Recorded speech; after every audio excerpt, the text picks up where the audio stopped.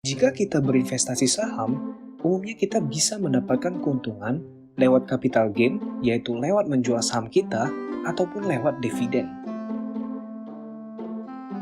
Namun, dividen sering dianggap remeh oleh kita para investor, karena nilainya yang cukup kecil untuk jangka pendek dibandingkan capital gain.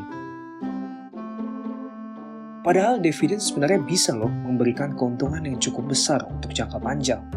Loh kok bisa ya? Mari kita simak video ini. Sebelumnya, ayo bantu kita dengan subscribe dulu untuk terus mendukung kita memproduksi video-video yang bagus dan edukatif. Sudah, mari kita lanjutkan. Seperti yang kita tahu, dividen adalah pembagian hasil dari laba perusahaan yang diberikan pada pemilik saham pada tahun tertentu. Dividen ini sering dianggap remeh oleh investor karena nilainya cukup kecil dibandingkan dengan harga sahamnya. Sebagai contohnya, pada April 2022, Bank Mandiri memberikan dividen atas hasil laba 2021 kepada pemegang saham sebesar 360 per lembar saham.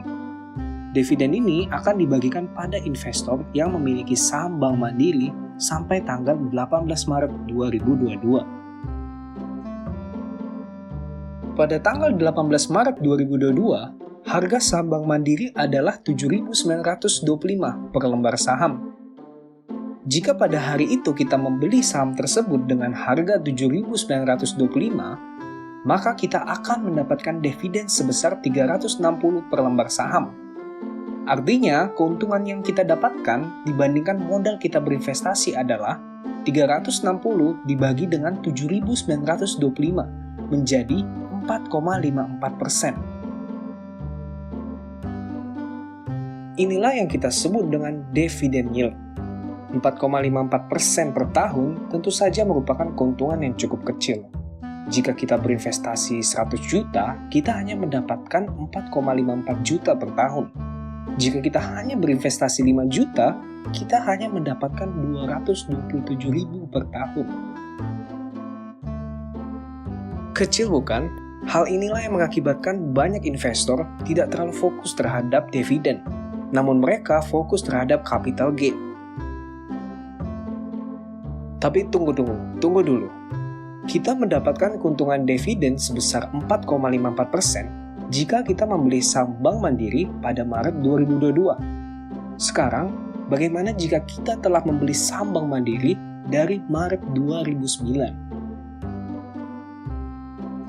Pada pertengahan Maret 2009, harga saham Bank Mandiri adalah sekitar 970 per lembar saham.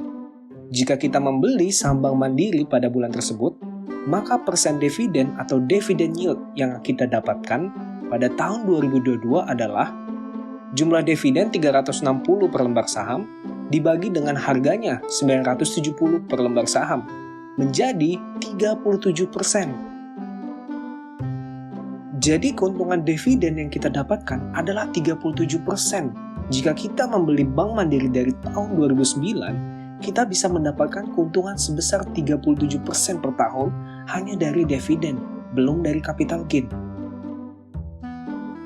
Perusahaan-perusahaan besar seperti Bank Mandiri cenderung akan terus meningkatkan nilai dividennya seiring dengan meningkatnya laba perusahaan per tahunnya.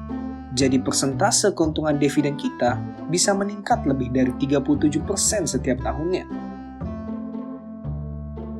Tapi coba kita anggap saja, Bank Mandiri tidak menaikkan besar dividennya pada tahun-tahun selanjutnya. Maka tiap tahun setelah tahun 2022, kita akan terus mendapatkan dividen 37% per tahun. Jika besar investasi kita adalah 100 juta, maka kita akan mendapatkan keuntungan 37 juta per tahunnya. Mendapatkan return investasi 37% hanya dari dividen saja setiap tahunnya merupakan nilai yang sangat fantastis. Mendapatkan capital gain sebesar 20% saja per tahun itu tidak mudah. Investor-investor yang sudah lama berinvestasi saham dan membeli saham pada saat harganya sangat murah, mereka bisa mengandalkan dividen untuk mendapatkan keuntungan besar setiap tahunnya. Mari kita lihat contoh lain yang lebih ekstrim. Pada 2022, ITMG membagikan dividen sebanyak 2 kali, yaitu pada bulan April dan bulan November. Pada bulan April, ITMG membagikan dividen sebesar 3.040 per saham, dan pada bulan November, ITMG membagikan dividen sebesar 4.128, sehingga totalnya adalah menjadi 7.168 per saham. Jika kita berhasil membeli saham ITMG pada saat awal COVID di harga 7.500 per saham, maka persentase dividen atau persen dividen yield yang kita dapatkan adalah 7.168 per saham dibagi dengan 7.500 per saham, yaitu 96%. Mendapatkan return 96% dari capital gain saja itu sudah luar biasa. Apalagi mendapatkan return 96% dari dividen. Jadi dengan membeli saham pada harga bawah atau harga murah, juga bisa memberikan keuntungan besar dari dividen, bukan hanya dari capital gain saja.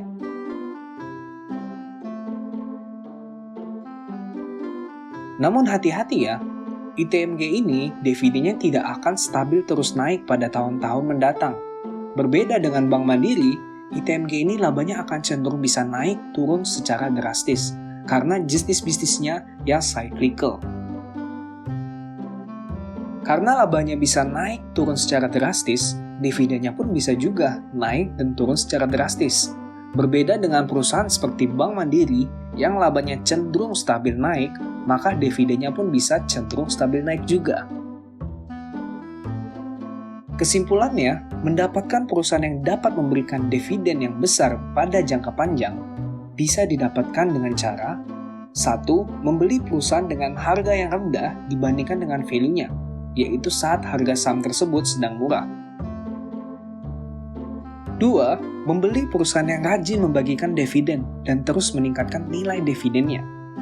3. Membeli perusahaan yang memiliki prospek yang bagus sehingga labanya akan naik dan dividennya pun akan ikut naik seiring dengan kenaikan labanya.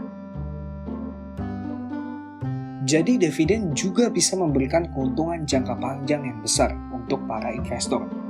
Jika kita membeli perusahaan yang under value dan yang memiliki prospek jangka panjang yang bagus, maka kita bisa mendapatkan keuntungan yang besar dari dividen. Selain mendapatkan dividen yang besar, membeli perusahaan yang under value dan memiliki prospek yang bagus tentu saja juga akan menawarkan capital gain yang besar kepada kita. Sekian video kita kali ini. Bagaimana pengalaman kalian mendapatkan dividen? Cantumkan di kolom komentar ya. Dan jangan lupa like, subscribe, dan on-kan notifikasi kalian untuk tidak ketinggalan video-video kita terkait investasi, finansial, dan bisnis.